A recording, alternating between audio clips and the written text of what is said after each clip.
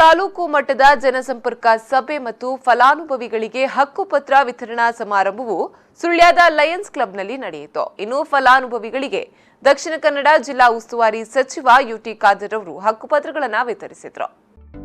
94ಸಿ ಮತ್ತು 94ಸಿಸಿ ಯೋಜನೆಯಲ್ಲಿ ಫಲಾನುಭವಿಗಳು ಹಕ್ಕುಪತ್ರ ಪಡೆದುಕೊಂಡಿದ್ದರೆ ಅಂತವರಲ್ಲಿ ಪಹಣಿ ಪತ್ರ ಪಡೆಯಲು ದಾಖಲೆಗಳನ್ನು ನೀಡಬೇಕು ಎಂಬ ನಿರ್ಬಂಧ ವಿಧಿಸಬಾರದು.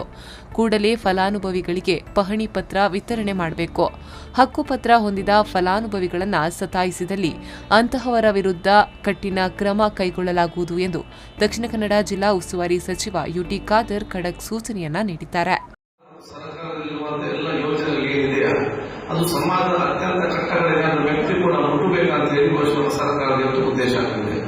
ಸಮಾಜ ಕಟ್ಟಕಡೆಯಿಂದ ಉದ್ವೇಗ ಆಗಬೇಕಾದ್ರೆ ಸ್ಥಳೀಯ ಮಟ್ಟದ ಜನಪ್ರತಿನಿಧಿಗಳು ಮತ್ತು ಅಧಿಕಾರಿಗಳು ಅದಕ್ಕೆ ಒಂದು ಕೊಂಡಿಯಾಗಿ ತನ್ನ ಕೆಲಸ ನಿರ್ವಹಿಸಿಕೊಡ ಅಗತ್ಯ ನಾನು ಹೇಳಿಕೆ ನಾನು ಇವತ್ತು ಬಯಸ್ತೇನೆ.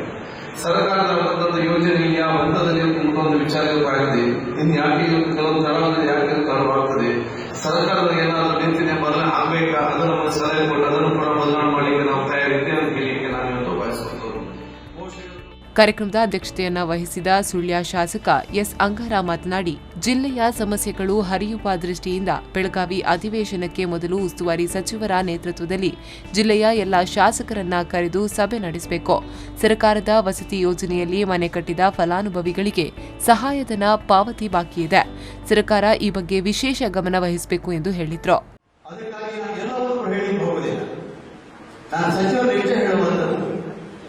ನಾಳೆ 10ನೇ ತಾರೀಕಿಗೆ ಅಧಿವೇಶನ ಬೆಳಗಾವಿ ನಡೆಯಲಿದೆ.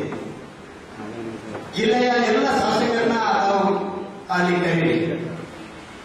ಇಡೀ ಜಿಲ್ಲೆಯಲ್ಲಿ ಆಡಳಿತಾತ್ಮಕವಾಗಿರತಕ್ಕಂಥ ವಿಚಾರಗಳಿಗೆ ಸಂಬಂಧಪಟ್ಟಂತೆ ಎಲ್ಲೆಲ್ಲಿ ಯಾವ ರೀತಿಯ ನ್ಯೂನತೆಗಳಿದೆ, ಯಾವ ರೀತಿಯ ಕೊರತೆಗಳಿದೆ ಅದನ್ನು ಸರಿಪಡಿಸಬೇಕಾದ್ರೆ ನಾವು ಒಟ್ಟಾಗಿ ಏನು ಮಾಡಬೇಕು ಅನ್ನತಕ್ಕಂಥ ಯೋಚನೆ ಮಾಡಿದ್ರೆ ಇವತ್ತು ಸರ್ಕಾರದ ಯಾವುದೇ ಉದ್ದೇಶಗಳಿರುವುದು, ಯಾವುದೇ ಯೋಜನೆಗಳಿರುವುದು.